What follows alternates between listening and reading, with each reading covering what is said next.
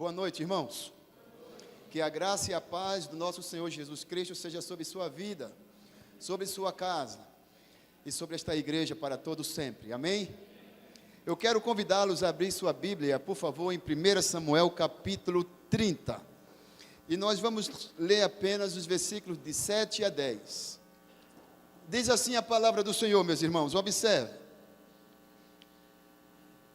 Disse Davi a Abiatar, o sacerdote, filho de Aimeleque: traze-me aqui a estola sacerdotal. E Abiatar trouxe a Davi. Então consultou Davi ao Senhor, dizendo: perseguirei eu o bando? Alcançá-lo-ei? Respondeu o Senhor: persegue-o, porque de fato o alcançarás, e tudo libertarás. Partiu, pois, Davi, ele e os 600 homens que com ele se achavam, e chegaram ao ribeiro de Besor, onde os retardatários ficaram. Davi, porém, e os 400 homens continuaram a perseguição, pois que 200 ficaram atrás, porque não puderam, de cansado que estavam, passar o ribeiro de Besor. Palavra do Senhor. Amém? Davi é um homem enigmático. Davi é um homem fora do seu tempo. Podíamos dizer, à frente do seu tempo, à frente da sua época. Davi, poderíamos dizer, ele é contraditório e não contraditório. Davi é um homem que ama Deus, que fala com Deus, mas consegue entristecer o coração de Deus. Davi é um homem que, quando garoto ainda, recebeu a promessa de que ele seria o rei de Israel. Ninguém come nada, ninguém bebe nada, palavras de Samuel, enquanto o jovem que está cuidando do rebanho não chegar. E Deus falou ao coração de Samuel: este é o garoto, este é o cara, é esse que você vai ungir para ser rei de Israel. A partir desta época, a partir desse tempo, as coisas passaram a tomar outro rumo na vida de Davi. Então chegamos no capítulo 17, quando o próprio Davi, enviado pelo seu pai, vai levar alguns mantimentos para os seus irmãos que estão à peleja, que estão à guerra contra os filisteus. E é ali que Davi tem a segunda vitória. A primeira vitória é ser escolhido por Deus. A segunda vitória é derrubar o gigante. O gigante que não era da sua vida, o gigante que não era da sua casa, mas era o gigante. Talvez você deva ter um gigante na sua vida. Um gigante do passado que te persegue, que te amarga, que te perturba, que te incomoda. E esse gigante precisa cair por terra. Seja com uma funda, seja com o joelho no chão, seja como for, mas esse gigante tem que cair. Não podemos manter esse gigante sendo alimentado pelos nossos medos. Nós precisamos vencer os fantasmas das nossas vidas e os traumas do passado para podermos ter uma vida eficaz agora e no porvir. Davi, após esta vitória, Davi começa a perceber que as promessas de Deus estão sendo efetuadas na sua vida. E bate o ciúme do rei Saul contra Davi. A partir daí nós sabemos a história, e Davi começa a fugir de Saul, porque Saul tentou matá-lo algumas vezes. Até que Davi vai pedir refúgio entre os filisteus. E já estamos chegando no capítulo 30. E Davi ali fica com ele, mas Aquis, o rei dos filisteus, diz o seguinte: olha, Davi, eu vou te dar uma terra lá no sul de Judá, uma terra que nós invadimos. Essa terra se chama Ziclag. Você vai ficar por lá. E quando eu precisar que você invada alguns outros povos, você vai e vence para mim e me traz os despojos. E assim Davi fazia simultaneamente. Até que Aqui juntou todos os reis e chamou Davi para ir para essa peleja, mas Davi não sabia que era contra Israel, seu próprio povo, sua própria gente. Os próprios homens de Davi, um total de 600 homens, mas os melhores, ainda com a fama de homens beberrões, homens maus, homens devassos, mas esses eram que faziam parte do exército de Davi, homens valentes.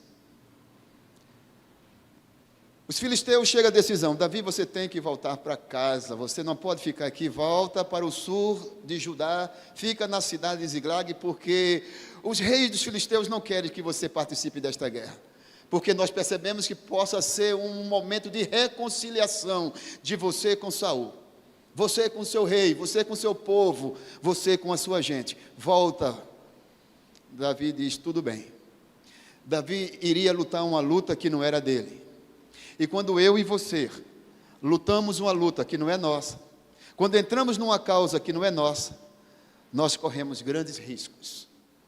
E nós colocamos a nossa família em risco. Nós colocamos nossa reputação em risco. Nós colocamos a nossa posição em risco. Colocamos a nossa esposa em risco, os nossos filhos em risco.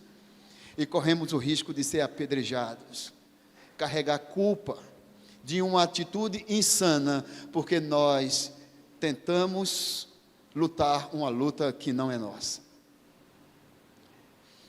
Diante disso, eu quero tratar sobre o seguinte tema: cansado, mas ainda perseguindo. Dom Gorset escreveu um livro chamado Há Poder em Suas Palavras. Provavelmente muitos de vocês já leram. Um best-seller da época. Um livro pequeno, mas um livro com conteúdo fantástico. E é tão convidativo a leitura por causa do seu tema. Há poder em suas palavras. Ou seja, diz o escritor Dom Gorset, se você enche a pessoa de elogios, se você a motiva, se você a ama, se você incentiva, você põe a pessoa lá para cima. Palavras de afirmações vai despertar nessa pessoa o bem-querer. Ela vai amar a vida, vai olhar a vida de outros colores. Ela vai olhar a vida com outros olhos, com outras lentes, com outro prisma. Você tem poder na sua palavra de exaltar a pessoa de forma psicológica, como também emocional. Espiritual, então, você pode deixar essa pessoa muito bem. Não só para agora, mas também para que ela tome atitudes e decisões agora e no futuro. Nós precisamos ler este livro para entender o quanto é perigoso também o contrário. Quando você traz comentários maliciosos em torno de outro nome, outra pessoa, quando você, ou quando nós, falamos que aquela roupa não caiu bem na pessoa, que o penteado está feio, e que ela borrou a boca com o batom, e que a maquiagem está terrível, e que esse corte de cabelo foi algo assim, fora do normal, e está abusivo, e diz que essa roupa não caiu bem em você, e que você precisava se olhar no espelho antes de sair de casa, a pessoa vai ficar para baixo. E se falar para uma mulher, então, se ela está gorda, aí a casa cai. Há poder em suas palavras. Aprenda a despertar o melhor do outro. Aprenda a ser um semeador de coisas boas. Anime o outro. Ponha para cima. Desperte o melhor que há nele.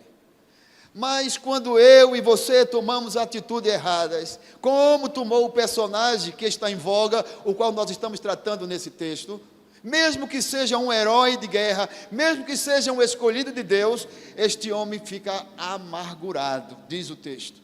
E o seu povo, ainda que seja um grupo pequeno, os seus comandados, que sejam um grupo de 600 homens, que vê ele como um anjo de Deus, pode ainda apedrejá-lo por causa da sua atitude insana, entrar numa guerra que não é sua, numa luta que não é sua. Mas eu e você, mesmo cansado, nós podemos ainda perseguir. Mesmo cansado, porque você provavelmente já ouviu e já viu alguém que disse assim: eu estou cansado, vou desistir, vou jogar a toalha. Mas você pode dizer a partir de hoje, conforme as palavras de Dom Gosset: que é isso? Sacode a poeira e dá a volta por cima, recomeça, valorize o melhor de você, pisa a cabeça da serpente, ô glória, recomece sua trajetória, sua vida, faça algo novo, tente, invente, mas não fica amargurando, não fica amargo, não fica triste, não desista. Davi não desistiu. Por isso nós vamos à primeira lição do texto. Dá uma olhada comigo no versículo 7 e 8.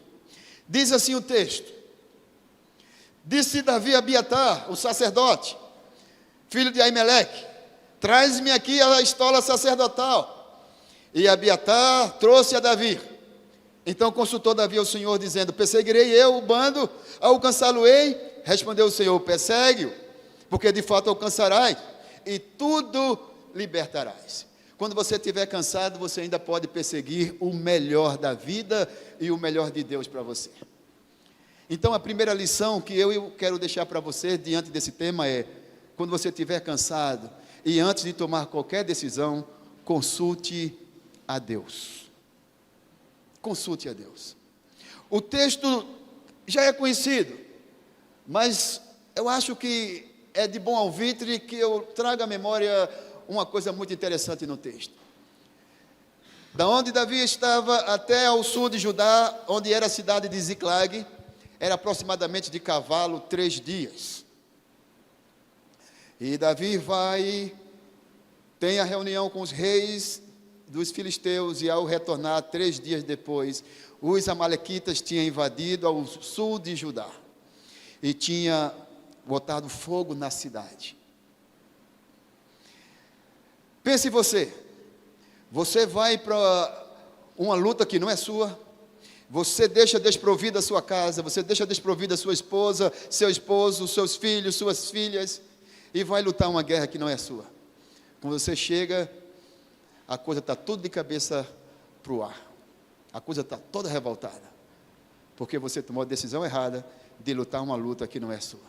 Davi, quando chega, juntamente com seus 600 homens, está lá a cidade queimada. Imagine, ele procura as esposas, diga-se de passagem que ele tinha 2, antes de completar o seu harém, e seus filhos não estão, os filhos nem as esposas dos seus comandados não estão, e ele cai em tremenda tristeza, angústia, e é interessante que ele faz 2 perguntas a Deus, e Deus responde 3 coisas. É como se dissesse assim: Deus, o que faço? Ele diz: você vai fazer isso, isso, isso e isso. Olha comigo o versículo 8.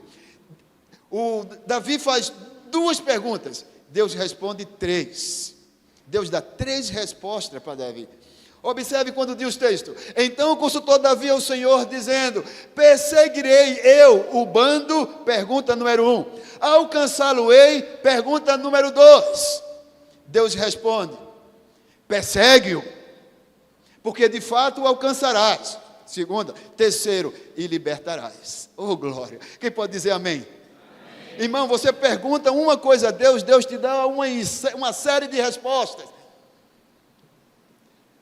Persegue, você vai alcançar, você vai perseguir, e você vai ter de volta tudo que tomaram de você. Oh glória, isso é chamado restituição. Restituição. Mas para isso, irmãos, para nós ouvirmos a resposta de Deus, primeiro temos que consultar a Deus, não é isso? Eu e você precisamos aprender a consultar a Deus. É interessante que o texto usa o que nós chamamos de estola sacerdotal, o Urim e o Tumim. Era algo que o sacerdote usava sobre o pescoço aqui, na estola, e aqui tinha o Urim e o Tumim, como se fossem umas pedras. Quem tinha apenas o direito de ter o Urim e o Tumim, a estola sacerdotal, era o sacerdote.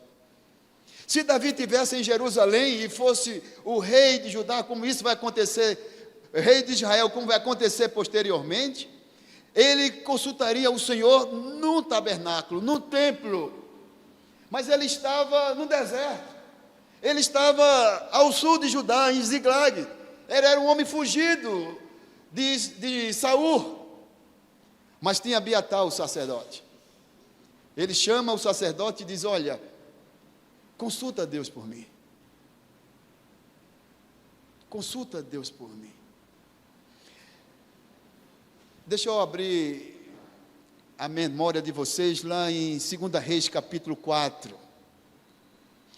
Uma mulher tinha o esposo, tinha filhos, e o seu esposo morreu, deixou dívidas, e os credores vieram buscar os seus filhos para serem escravos, porque ela não tinha como pagar a dívida. Ela não tomou decisão precipitada, ela não fez a coisa a doideira, ela foi até o homem de Deus e pediu para que o homem de Deus lhe desse a resposta. Eu e você precisamos aprender a consultar Deus e o homem de Deus. Eu e você precisamos abrir o coração para Deus e para o homem de Deus. As coisas espirituais, elas discernem espiritualmente.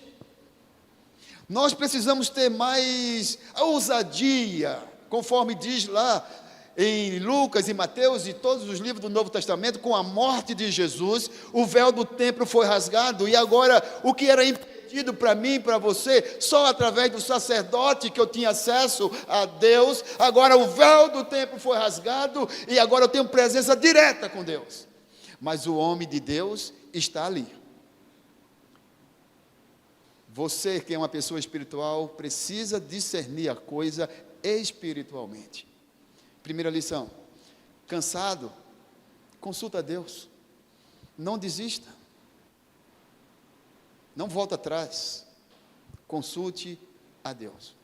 Deus tem respostas que vai satisfazer a sua vontade e o seu desejo. Mas temos uma segunda lição no texto. Olhando para os versículos seguintes, chegamos no versículo 9, que diz assim: partiu, pois, Davi, ele e os 600 homens que com ele se achavam, e chegaram ao ribeiro de Bessor, onde os retardatários ficaram.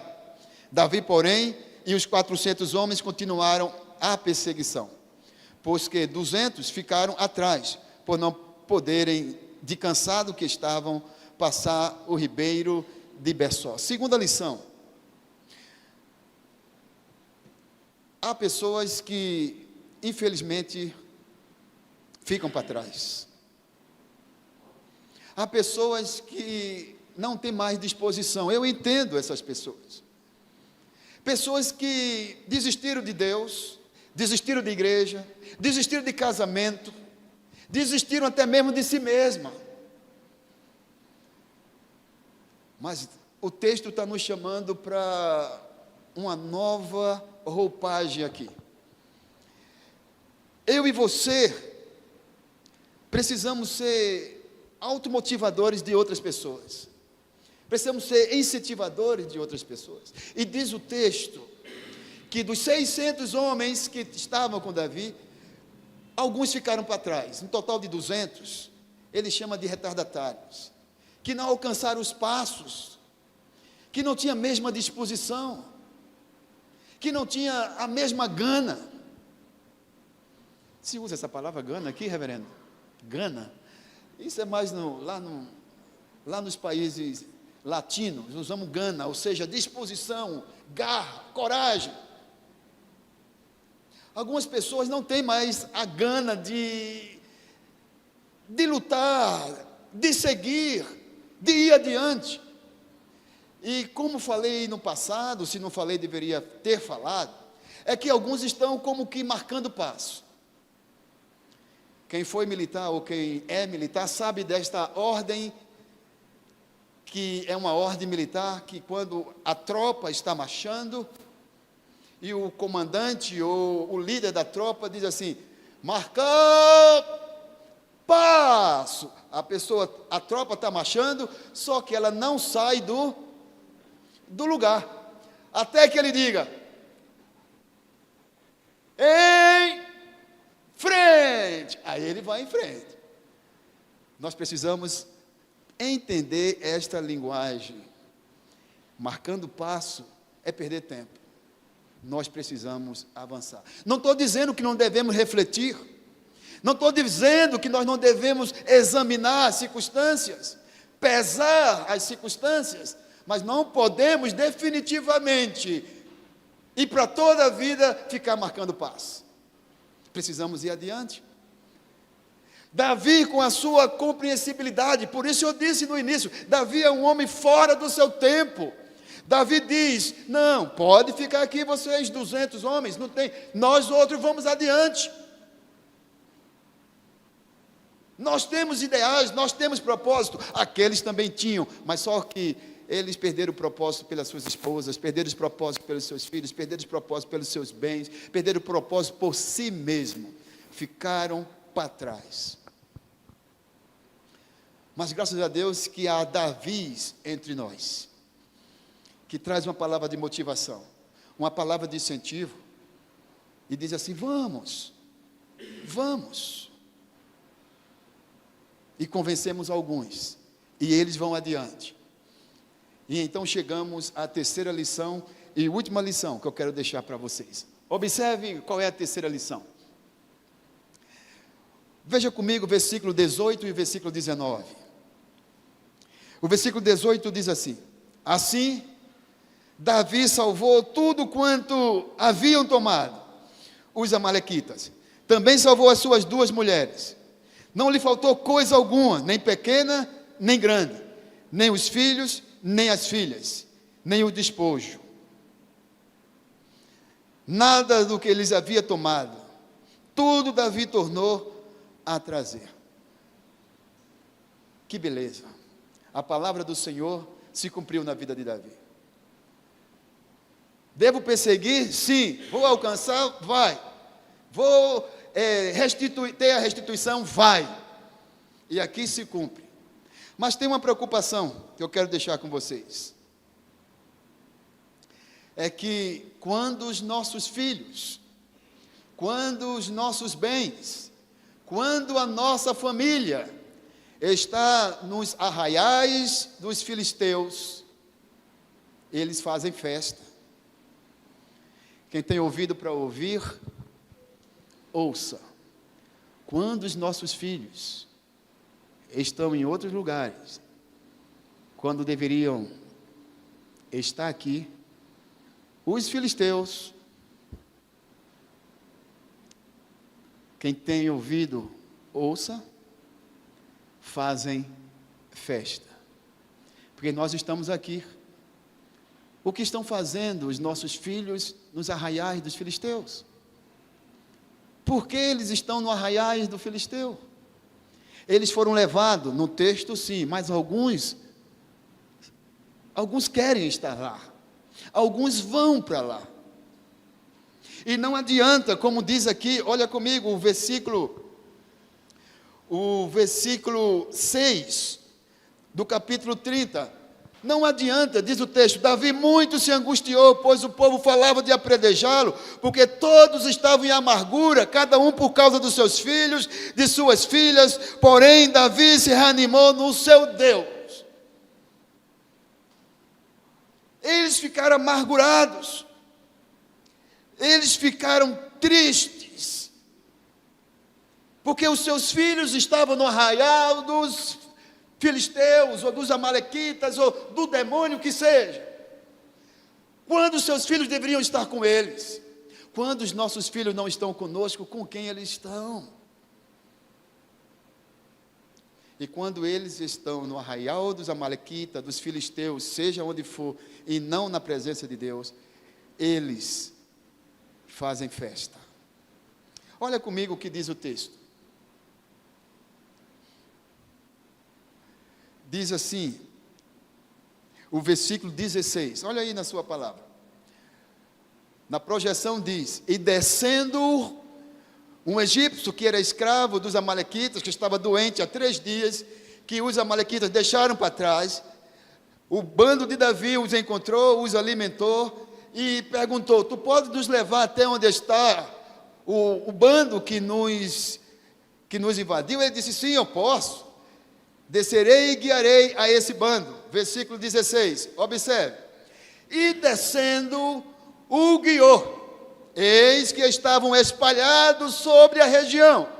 Observe, estavam todos espalhados na região, comendo, bebendo e fazendo com os nossos bens, com os nossos filhos, com as nossas filhas e com as nossas esposas. Misericórdia, Senhor. Fazendo festa por todo aquele grande despojo que tomara da terra dos filisteus e da terra de Judá. Quando os nossos filhos não estão conosco, eles podem estar no arraial dos amalequitas.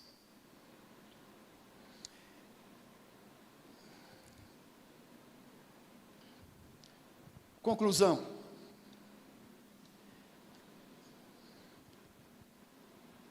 Mesmo cansado, mas persiga. Mesmo cansado, faça o correto. Mesmo cansado, ame seu cônjuge, ame seus filhos, ame sua casa, sua profissão. Ame. Mesmo cansado, não desista. Em uma certa ocasião, na igreja Assembleia de Deus, em Penha, no Rio de Janeiro, o pastor Silas Malafaia estava ministrando. Quando terminou, tinha uma fila para falar com ele. E lá na fila tinha uma senhora com um garoto. E se estranhou porque tinha tanta gente e ela era uma das últimas da fila. E ele atendendo, chegou a vez dela e ele perguntou assim: irmão, o que eu posso ajudar?